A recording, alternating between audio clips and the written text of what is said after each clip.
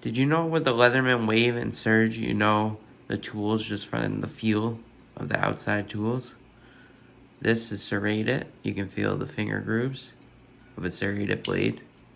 This is smooth, so it's just regular blade. This is smooth, so that's the saw. And this, this you can feel the file, the diamond coated.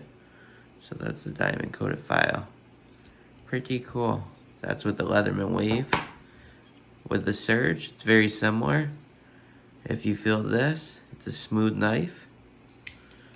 If you feel this, it's serrated. You can see the notches. If you feel this, you can kind of feel it. It's the interchangeable saw and other blades. And last but not least, if you can feel this, you can actually deploy the scissors, but it kind of just goes in a curve.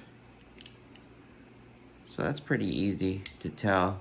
You can just feel it. I guess if you're blind, you could do this too.